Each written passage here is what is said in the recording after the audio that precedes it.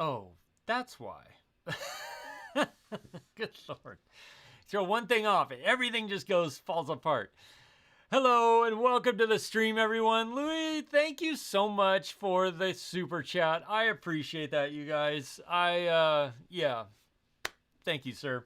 I appreciate that. So, now that YouTube's working, all is right with the world, except for this will have to be a somewhat abbreviated stream because I have a meeting I have to run to in about 40 minutes. But it's good to see you all here. I have some fantastic footage to show you from the DJI Mini 2 because I've been shooting with this, shooting my review. And I have to say, this thing, it has its limitations, without a doubt, because it's tiny and it weighs less than almost all of my camera lenses.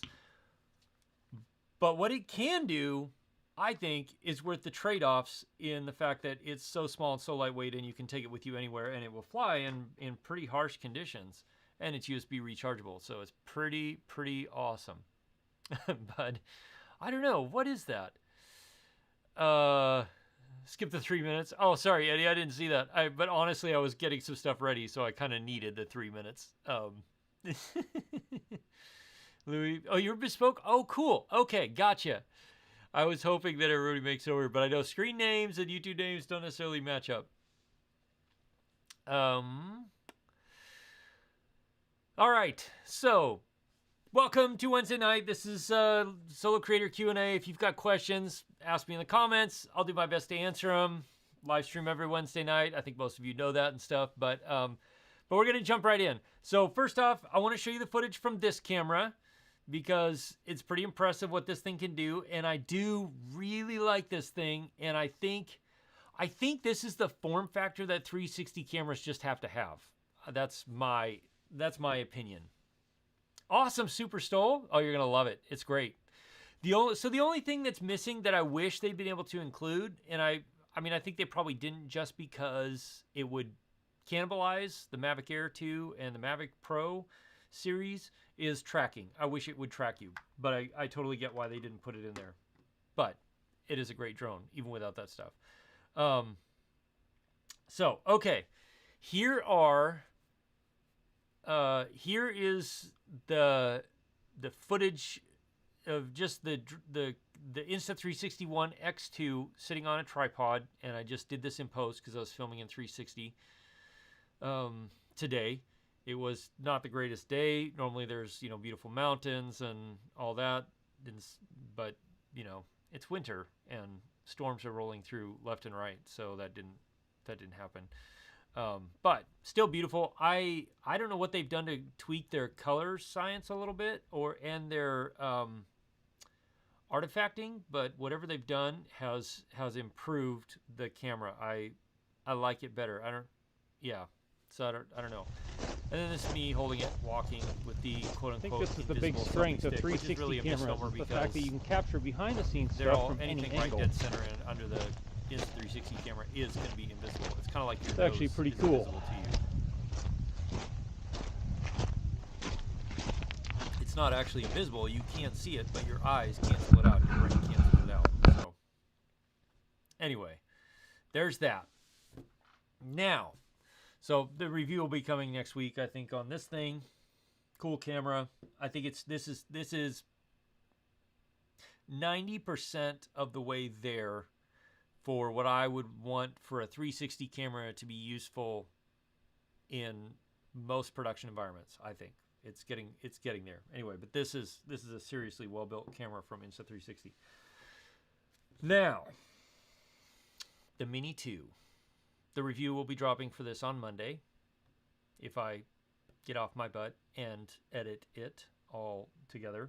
But this thing is amazing because the fact that you can have this drone, 3 batteries with a power delivery charging bank, charging these batteries in your bag, and the controller. Is that going to stay? There we go. And there's a lens. Like that, it's mind-blowing. I mean, the controller's the biggest thing by far about this, and the heaviest thing for that matter, because this altogether basically weighs less than this.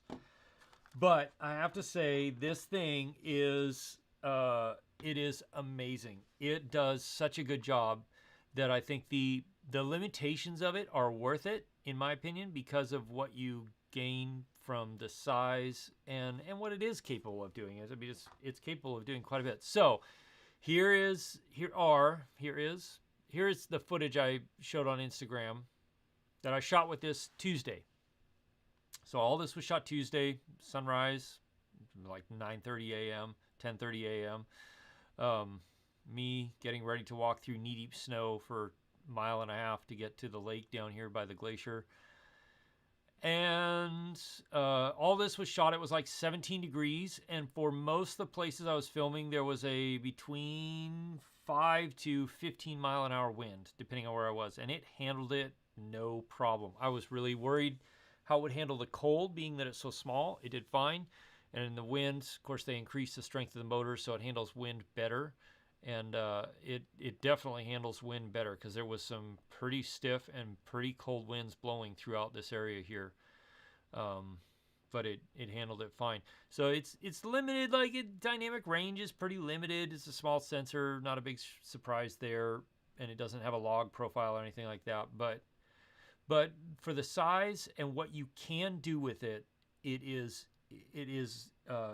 phenomenal for people who travel or hike or backpack or like just need to save space but want to have a drone with them. Like me, I want to have a drone with me all the times, even if I'm not going to fly it. Like I want to have it just on the offhand chance that something happens and I want to get a drone shot. The amount of times that I've opted not to take a drone with me because I've looked and gone, the weather doesn't look great, I don't want to take up the space in my bag, and so I left the drone at home, and then I later regretted it. Well, now, because of this, like, I can take it. This 3 batteries gives you an hour and 15 minutes-ish of flight time. Takes up the same amount of space in my bag as essentially a lens, and it weighs next to nothing. So basically, I don't have to leave home without a drone ever again, because it's so cool.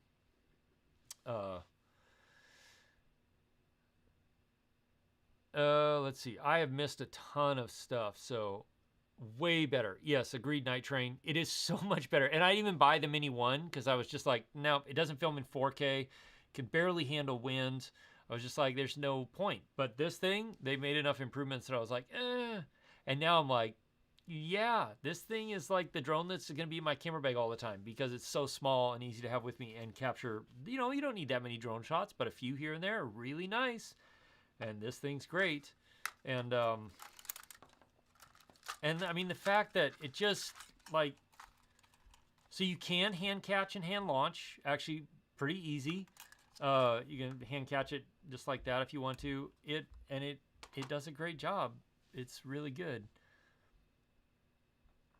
Let's see, X2, great drone. Let's see. Awesome, Brad. Sweet. That's fantastic. Super Stole, LC, good shot.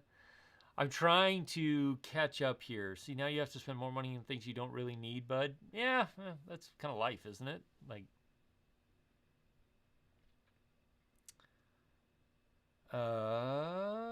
Brad Alston, awesome. Can't wait to see your video, man. Hey, Marcel, welcome. Ally Merchant, hey, from Melbourne, Australia, would you upgrade to the Insta360 X2 if you have the previous version? Ooh, that's a good question. So the X, the original X, the Insta360 One X, I don't have a lot of experience with that camera. I think that's a tough one. I don't know if you. I don't know that they made enough major improvements other than this is like weatherproof, waterproof, which is a big improvement in and of itself. If you do stuff in inclement weather, then that would be a worthwhile upgrade. But beyond that, I don't know if like the image quality is a like light years ahead where it would be worth it. So that'd be tough. But so I'm going to take this out. For the review, I'm going to stick it on top of my FPV drone and fly somewhere and do something with it on that, that. I like the form factor of this for FPV drones a little bit more than the 1R, even though it's kind of odd, but you can set it on top of the FPV drone like this, pretend this is an FPV drone, and it just gives you that nice slim profile. We'll see. Dennis, you just have to be a little smarter operating. Yeah, so this has no obstacle avoidance, which for me is not a big deal, because generally when I'm flying a drone by hand, I have the obstacle avoidance off anyway, because most of those shots you saw, the obstacle avoidance would have stopped the drone and ruined the shot. So I just do that, but it has no obstacle avoidance. Like the Skydio, Mavic 2, Mavic Air even, it's 100% dependent on you to not run into things. Which I almost did. I actually trimmed some branches up when I was filming a couple shots for the review. Night Train, boss might buy the version 1 off you. Oh, that's cool. Wait, Night Train, I feel like I'm missing part of your conversation. You have both. One stays. Oh, are you talking about the Mini? Yeah. Yeah, and that's the other great thing about this. You don't have to register it. Doesn't mean you can fly it illegally, but you don't have to register it. But if you're going to operate commercially, you still need your license, at least in the U.S. But it saves you a whole lot of hassle and headache with other stuff. And it is quiet. Like, I had it hovering 6 feet from here, and I could talk to the camera, and just no big deal. It really, really great that way. Marcel, you want to get a DJI again soon? Nice.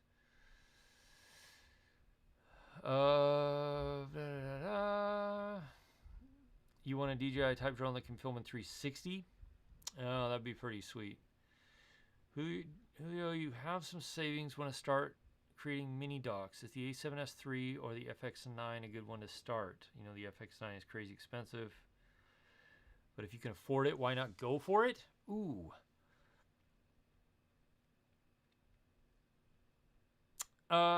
So my question on that, Julio, is do you have a market for what you're producing? Because if you're going to be able to market it and have it make you income, then sure, the FX9, absolutely.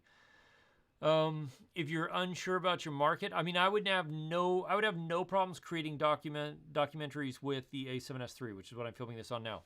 Don't look at this image and think that's the A7S3. It is not. This is the ATEM Mini that I go through my switcher. That's the A7 III. Just tweaks the colors and the contrast a lot for some reason. And so, yeah.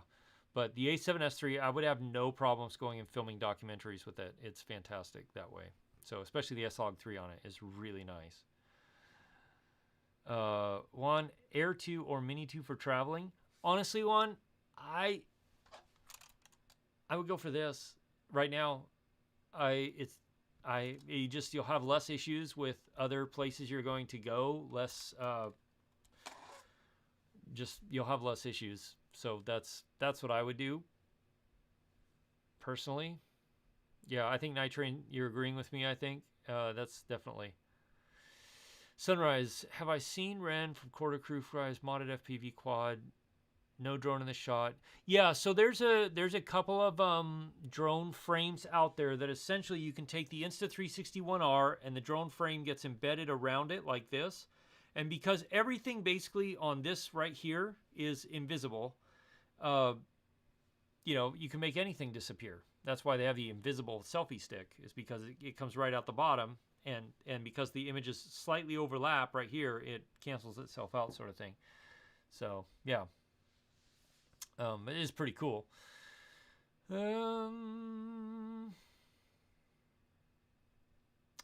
Exactly. Night Train's right on. When you're traveling around with a larger drone, you can run into a lot more restriction problems. And if you're going through security, like customs to get into a country, if you're traveling internationally, they're going to look at this more like a toy than they would like a Mavic 2 Pro. They're going to look at like, oh, this is a serious drone. And so then sometimes they're like, you got to pay for like filmmaking fees or permits or something. I mean, just, depends on where you go, but yeah. So honestly, this thing is killer. When I got it, I was like, whatever. And then I went out and filmed with it the first time. I came back and looked at the footage, and then went out and filmed yesterday with it. And I was just like, okay, I'm impressed. It's an impressive drone. Mark, let's see. Rumors the A7 IV. Yes, I did, Cardoso. It looks very cool, and I hope they're all true because that would be fantastic. It'd be amazing.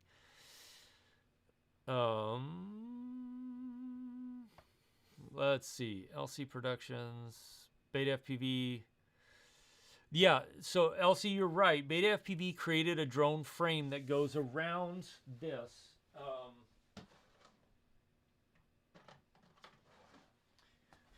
Beta FPV and a couple other drone frame manufacturers created a frame that basically you put this, the Insta360 R 360 module, and it mounts like this, and the drone is built, the frame, this mounts right in the middle of the frame. So everything, like, so long as it's this thick or less, everything around it is invisible to the cameras. So sort of. So that's what they're doing. That's not what I would try and do with this on the three, on the FPV drone. I just want to stick it on top and film with it because the 360 stabilization is really good. Mark H, what wireless transmitter am I using for this? So I use the Mars 300 Pro, which I did a review of the channel a few months ago now. It's really nice, partly because it transmits not just 1080 up to 60 frames a second, but it also transmits the audio coming from the camera. So if you were on the stream one day where I grabbed my camera, one of them, and went up and showed you guys the garage, put a mic on the camera, and we just went up and toured the garage because I could do it with audio, which is pretty sweet. LC, okay, yeah, I think we covered that. Where can you find what we created? Oh, Julio, yes, there are. Did I put them? I may have put them in a. Let me see if I put them in a playlist because I may not have. I thought I did, but I might not have. I think maybe I created a playlist yesterday.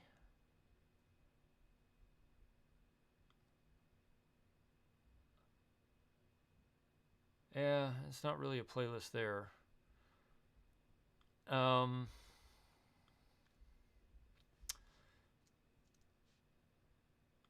But give me a second, and I will put it in that playlist, because why not?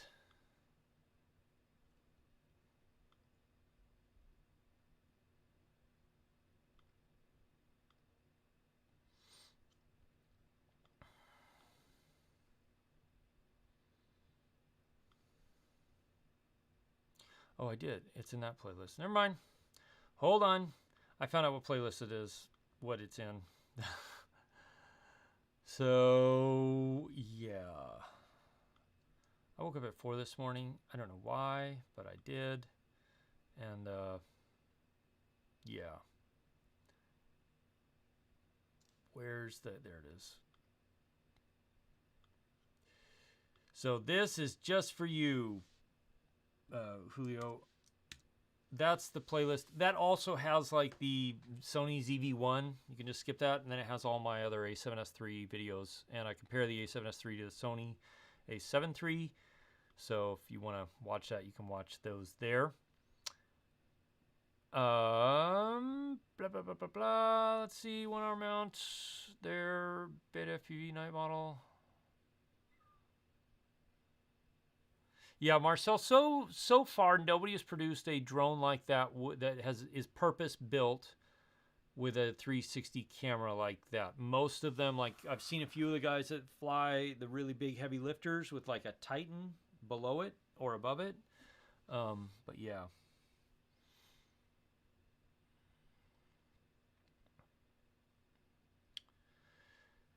Paul Feinberg, what format do I find myself shooting on the A7S III the most, and does it edit well? Okay, so one, I love the A7S III for photography. Whatever they've done to the colors and the sensor, it takes gorgeous photos. I freaking love the photos that it takes. Case in point, let me see if I can pull this in here. Whoops, oh, I gotta do this. Hold on. I think this is the big strength of 360 cameras, is the fact that you can capture behind the scenes stuff from any angle. Talking, there we go. Do this, there we go. Okay, so I'm gonna pull in something real quick so I can show you. I just, like, it takes really good photos. I don't know why, but it really does. It just takes really great photos. See, I'll probably have to resize this. There we go. Oh, no, not too much. Okay. So, like that's an incredibly difficult photo to take just because of the way the light was and everything else, but it just nailed it. That's straight out of camera, too. It's like, well, I mean, some editing a little bit, but not a lot. It takes really good photos. So then for video, I have been shooting in 24 frames a second in the XAVC-S format, 10-bit 422. I started with that when I got the A7 III or A7s III, and I basically just haven't stopped. It's not hard to edit. I create, I have it transcode to ProRes when I bring it into Final Cut, and yeah, it's great. I have messed with the S-Log3 a little bit, and so I need to do this video too.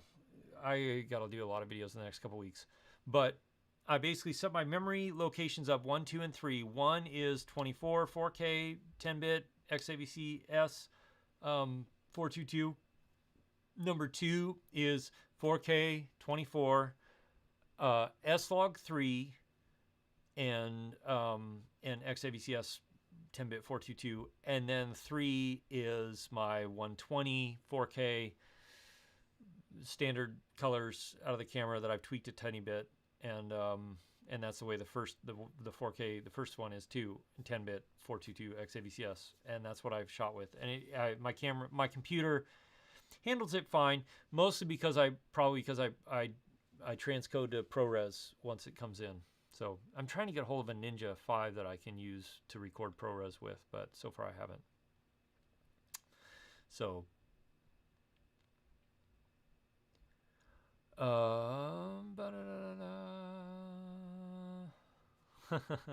Eddie.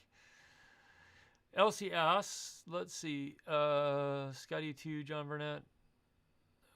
Going to use a drone for overlanding adventures, off-road trails, landscaping videos. Skydio2 for sure, John. If you need tracking and obstacle avoidance, Skydio2 is the top in the game right now, for sure.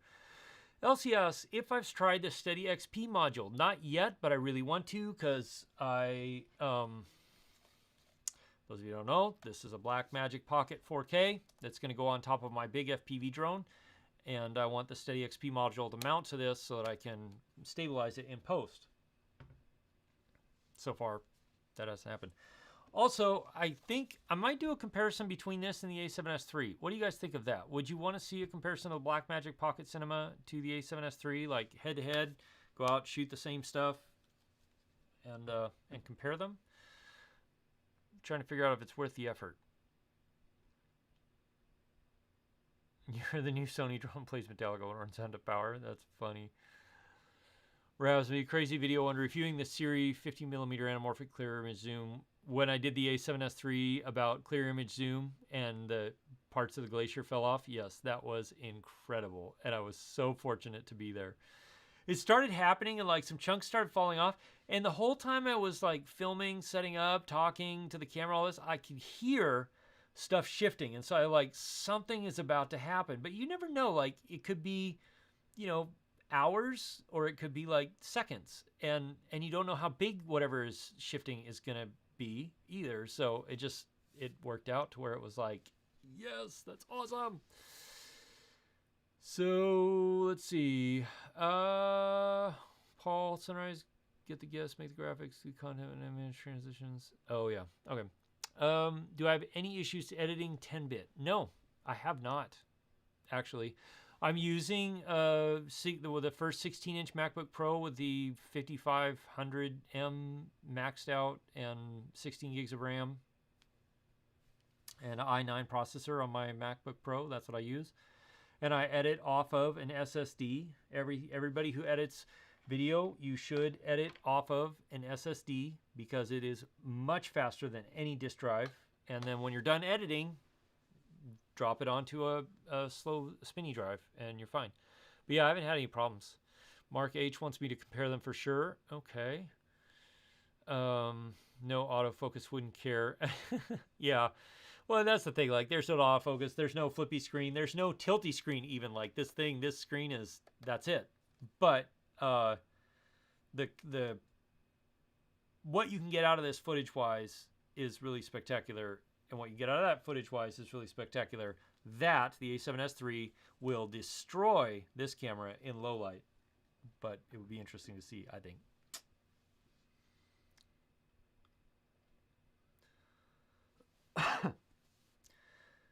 Cinewhoop 3-inch flying an A7 III on top. That's awesome. Let's see. John Birdie, get out of this trouble, man. You're going to ship my truck to Alaska because you can do overlanding up there. Nice. Do it, John. That'd be awesome. Actually, it was red kimono. Yeah. The red kimono. That's what, like, the big FPV drone I built, that is built to handle, like, the red kimono, bigger cameras and stuff, and still fly like an acro. But I have seen them on very small quads. I can't imagine those motors on those very small quads last very long doing that. So let's see, blah blah blah.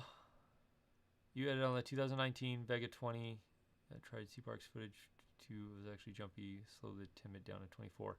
Yeah, I haven't had trouble, but again, Paul, I don't know, like, if you're using Final Cut Pro, I use Final Cut Pro and then I transcode everything to ProRes, and that's where it makes a big difference. So, Flight Path, hey man, how you doing?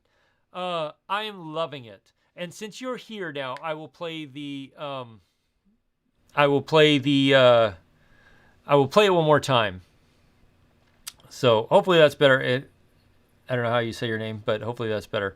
So Aldrin, I will play this one more time. This is my review coming on Monday. I went out and flew this thing, but I have been blown away by how well this drone can handle the cold temperatures and the wind up here in Alaska. Like right here, it was windy, blowing hard, 10 miles an hour maybe, and cold. Like, well, ambient air temperature was like 17 degrees. So with the wind chill, it was more closer to 0. It was cold. It was cold. And because it has no tracking, like, of course, I'm flying all of this manually while I'm walking, which is also very interesting when you're trying not to slip on ice or snow or rocks and flying the drone at the same time. So it takes a little bit more forethought because you don't have obstacle avoidance and stuff. But it does capture some great footage, man. I think it's my favorite drone to just throw in my backpack and keep it there. Not only that, but I literally, like, I had the 3 battery charging station in my backpack with my power bank that has power delivery, charging the batteries as I walked around. And when I would run a battery out, I would swap it and just keep going. And it was easy, piece of cake. But the fact that it handled this, the temperatures out there and the wind that was out there when I was filming this, it just is amazing. So, and then these are the quick shots, obviously, like the circle and droney, which are probably the only 2 quick shots that I really would use regularly. The other ones are cool, but I don't use them that often. Or I wouldn't use them that often. But the droney and the circle, I do use that type of shot a lot, even if I do it manually a lot. So, yeah. I'm super impressed with this thing. It is fantastic. Night Train says the rating is up to 23 mile an hour winds. Yeah, and I don't doubt it. After flying it the other day, I don't doubt it at all. So, Mark H, I'm very sure-footed. Yes, I am pretty sure-footed. I'm also careful. But, yeah, and I do have good boots and stuff, too. So, thanks, Aldrin. I appreciate that, man. I've really been enjoying your videos on the Mini 2 lately, too, by the way. They've been great. What do you do with your Mini now? Put it on the shelf? Sell it? I mean, if you really want to update, I think it's a worthwhile update personally, but Byron Nagira, do you think they'll add tracking in the future? I don't think they will, because I think if this drone had tracking, it needs it needs some sort of obstacle avoidance to have tracking, at least front-facing obstacle avoidance to really track. But I don't think they will, because I think that would cannibalize the Mavic Air 2 sales and the other drones that have tracking sales. So I don't think they will. It's not a question of if it can do it. It can. If the Osmo Pocket 2 can track like that, this could track like that, no problem. But yeah, yeah. Holy crap, I gotta get going. So you've yet to get a warning on yours so far. Yeah, that's the thing, Night Train. I was blown away because this flew, like, there were a couple of times where I could hear the wind coming down the mountain, because you get these big gusts of like 25, 30 miles an hour coming down the mountain. And I'd look up at the drone and I could see it like trying to compensate for 25, 30 mile an hour gusts, and it would slowly be moving forward. But that was when I was hands off the controls. It wasn't in sport mode. It was just sitting there trying to hold its position. I was like, all right, that's impressive. That's very impressive. Exactly, Flight Path. Yeah, that's the other thing that makes me like the what you saw, like when I would come up around the top of the glacier, right where I was in next to the glacier was calm. But as soon as you come up around the top, like there was a heavy wind coming straight off that ice, and you can't tell. You could hear it when I was filming, like you'd hear all of a sudden the drone would rev up and everything else trying to keep going. But yeah, it's really great.